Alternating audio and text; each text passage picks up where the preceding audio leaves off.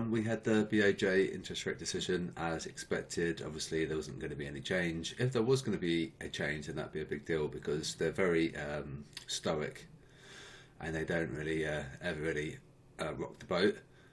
Not sure what this message is. It's kind of annoying, but we'll ignore that. We've got UK data, employment data, could be a mover. It's high severity, and we've got economic sentiment as well from the Eurozone and Germany, and much later in Australia we've got the confidence index. So potentially it could be a mover on the pound and euro, and we'll go through some charts now.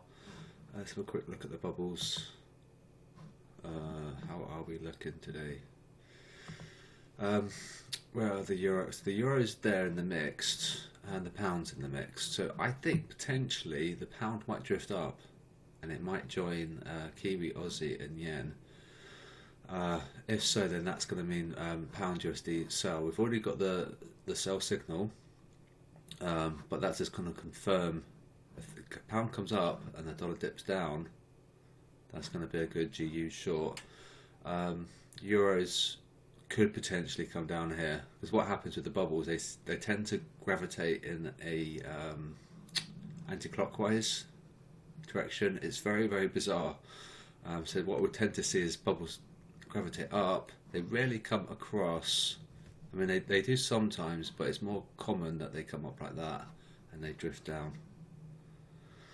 And so that's that. And CAD's strong as well, but then you have to just look at oil as well. The retail guys are very short CAD and they're long yen. Okay. Let's have a look at some levels. And we have to try and bear in mind we've got UK and Euro data and Aussie data later. So the Aussie is actually a sell at the high level, and they went long. So that would cement the deal because we were already a sell, but they've just they've added to that bias. So then it's like that agrees with the static. This is the dynamic. This is the static. Monthly pivots here. We haven't good support 71.82. There's your monthly pivot. So technically we're okay. Some resistance overhead, you can see, and we'll probably clear that resistance if we go above 72.02. The SLC above 72.30, one below is large at 71.60, and they've placed their stop loss cluster below the ADR low, so it's fairly sensible what they've done there.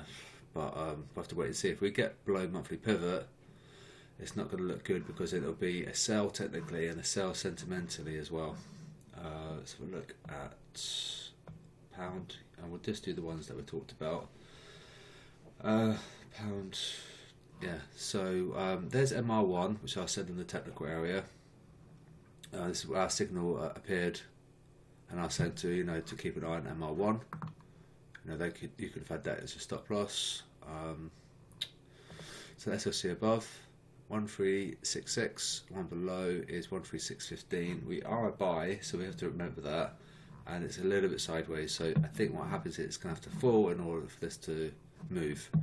And the more it falls, the more that line's going to go up, because they tend to, they're obviously a little bit late to the scene, and they hold on to their losses, and they like to buy call tops and buy dips, things like that. So when this falls, you'll see them trying to buy the dip, and it won't work out for them because you can see the average line is going up, so they don't realise that they're forming the majority there. So that's the sell here, see, but we've yet to cross the 50% line, so currently we're still a buy.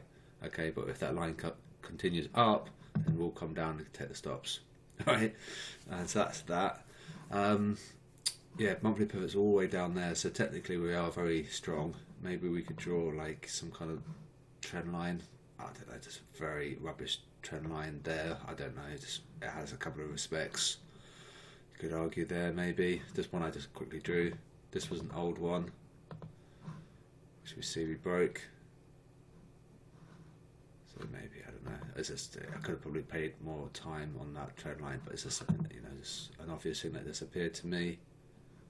So we're breaking it now. If we zoom in on that candle. So yeah, keep an eye on this hourly candle. But technically we're quite good because we're above monthly pivot a long way. The Euro USD. and big volume node there indicating buying pressure, and they bought it above monthly pivot, so you know that was a technical move. That was a good move for those guys. Huge move. SLC above 113.35, 114.35. One below is 113.75. Sell, and they went long here. So those guys, those people that were late to the scene, the guys to the party, they joined a little bit too late. So they started to go long here. Probably looking left, like I say about other videos, they're looking left for supports, and they go long. But yeah, it continues to fall. But the thing is that they'll continue to hold the losses because I think it's going to come back up. Right, and so it doesn't. It all depends what happens to the sentiment. You can see the last, last 4 days is quite sideways. What should we look at? Dollar yen. Make it a quick video today, I guess. Probably might just quickly look at some yen pairs. 115.15, so that's easy to remember. And 114.40 buy, and it's coming down, so it's indicating buy. Now this coming up is possibly going to help other cross yen. So quickly look at Euro yen and Aussie yen. I won't do the pound yen. So yeah, we are a buy, so we should be looking to buy dips. 130.44 and 131.50. Got this support here. Resistance overhead. So let's quickly do AJ. Where are we? Oh, there we go. And this is probably going to be, yeah, it's going to be a buy as well at the sentiment level. This level of interest is 82.68, so we're touching it now. 83, remember that we're above monthly pivot, and the one below is 82.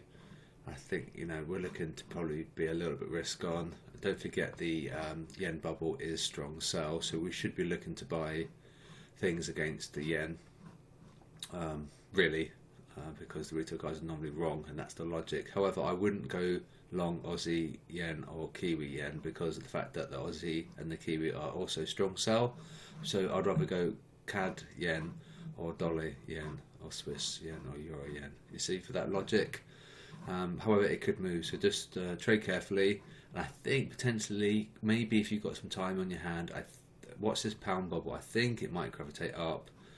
As the bubbles tend to do, they like to do this circular motion, which is really bizarre, but yeah, that's what it is. So I think maybe the pound's going to come up. And note gold is also sell as well. So we'll see how we go. And yeah, just keep an eye on the calendar. And it could be a bit choppy today because everyone's going back to work, and the trading's going to be a lot more volatile today than it was yesterday. So trade carefully, and I'll speak to you soon.